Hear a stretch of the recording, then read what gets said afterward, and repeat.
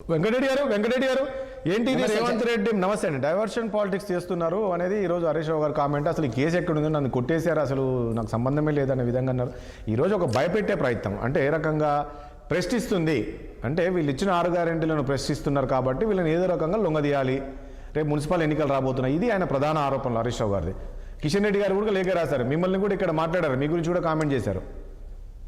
ఇప్పుడు ఒకటేంటంటే రాజేష్ గారు, చెప్పండి, ఈ కేసులు విచారణలు చాలా ఉన్నాయి. ఒక ఫోన్ ట్యాపింగ్ కాకుండా కాళేశ్వరం ఉంది, విద్యుత్ శక్తి ఉంది, గొర్రెలకు సంబంధించి ఉంది, నయం కేసు ఉంది, ఈ కార్ రేసింగ్ ఉంది, ఫోన్ ట్యాపింగ్ ఉంది, డ్రగ్స్ కేసు ఉంది, మియాపూర్ భూములకు సంబంధించి ధరణి భూములు, భూభారతి, దాంట్లో జరిగిన లొసుగులు, అనేక వాటి మీద ప్రజలకు అనుమానాలు ఉన్నాయి. వాటి మీద ఎంక్వైరీలు చేసినారు, రకరకాలుగా ఆగిపోయినాయి, కొన్ని పూర్తి అయినవి, కొన్ని పూర్తి కాలేదు. కారణాలు అనేక చెప్పినప్పుడు కూడా ఇప్పుడు ముందుకు వచ్చినటువంటిది మీరు అన్నట్టుగా ఈ కార్ రేసింగ్ తర్వాత కేటీఆర్ గారు ఏదైతే జోక్యం ఉందో ఆ కేసు తర్వాత ఇప్పుడు హరీష్ రావు గారి కేసు వచ్చింది. ఇప్పుడు రాజకీయాలు, డైవర్ట్ పాలిటిక్స్ అంతే అంటారండి, ఇంకేముంటది.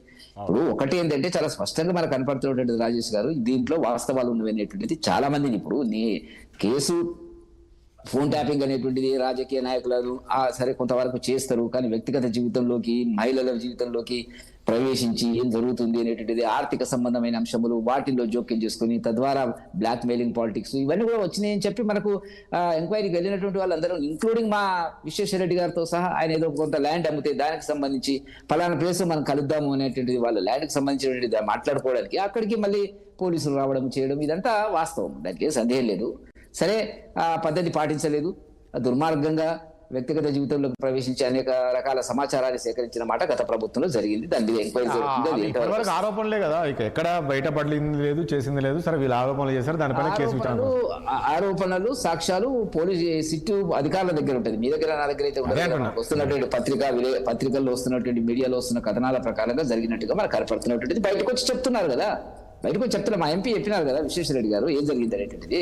ఆయన అయితే సాదాసీదా మనిషి కదా, ఇవన్నిటికీ ఈ ఆర్థిక సంబంధమైన అవినీతికి సంబంధమైన చాలా దూరంగా ఉండేటువంటి విశ్వేశ్వరరెడ్డి గారే తన యొక్క అభిప్రాయాన్ని సిట్టు ఎంక్వైరీకి వెళ్ళిన తర్వాత చెప్పడం జరిగింది. మరి ఈటల రాజేందర్ గారు చెప్పడం జరిగింది. ఉన్నాయి దాంట్లో సందేహం లేదు. ఇప్పుడు ఏమైందంటే అది వాస్తవాలు ఉన్నాయి కాబట్టి ఎవరు రాజకీయ ప్రయోజనాల కోసం వాళ్ళు వాడుకుంటుంటారు. ఇప్పుడు రేవంత్ రెడ్డి గారు వాడుకోవడానికి కారణమైంది, మన ఇతను హరీష్ రావు గారు చేసినటువంటిది మీ బావమర్దికి సంబంధం ఉంది, నయని బొగ్గు గొల్లు, ఇవన్నీ కూడా ఇప్పుడు మానవతరాలతో ఎక్కిపించను. 2 పత్రికాధిపతుల మీడియా సంస్థల మధ్య ఇది కొట్లాట, అంతర్గత యుద్ధం అనేటువంటి కాదు.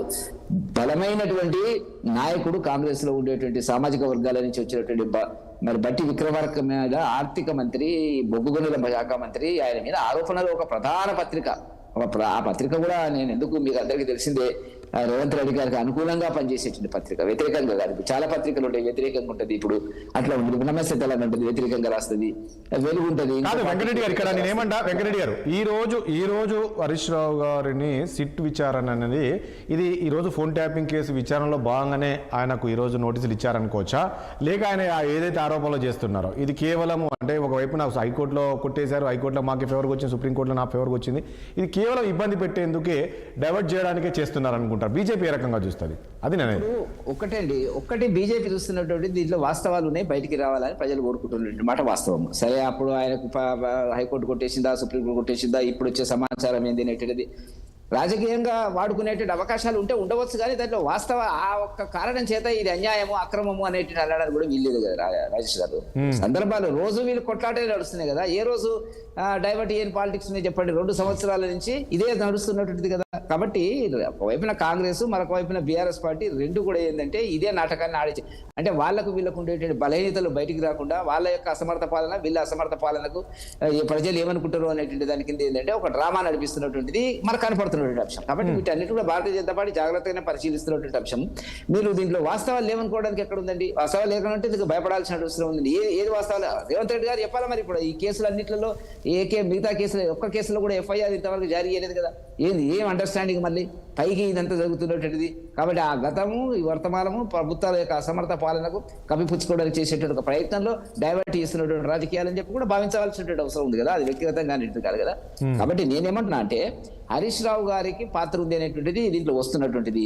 ఎందుకుంది ఏంది మీడియా సంస్థల సంబంధాలు అనేది రకరకాలుగా చేసిందండి, చేయలేదు అనేటువంటిది కాదు కదా. ఇప్పుడు దాంట్లో అనేక విషయాలు బయటకు వచ్చిన మాట వస్తాయి. ఇప్పుడు మా ఎమ్మెల్యే మా సంతోష్ గారు, మా జాతీయ నాయకులు సంతోష్ గారికి సంబంధించినటువంటి కేసులో కూడా లింక్ ఉన్నటువంటి పరిస్థితి. ఆనాడు ముఖ్యమంత్రి గారు చాలా పెద్ద ఎత్తున ప్రచారం చేసి అందరికీ కూడా దాని సమాచారం ఇవన్నీ ఉన్నాయి. కాబట్టి వాస్తవాలు ఏదైనప్పుడు కూడా వాస్తవాలు బయటికి రావాలా. ఈ సందర్భం అవునా కాదా, డైవర్ట్ పాలిటిక్స్ అవునా కాదా పక్కకు పెట్టండి. మొదలు దాంట్లో నుంచి జరిగింది ఏంటి అనేటువంటిది ప్రజలు తెలుసుకోవాలనేటువంటిది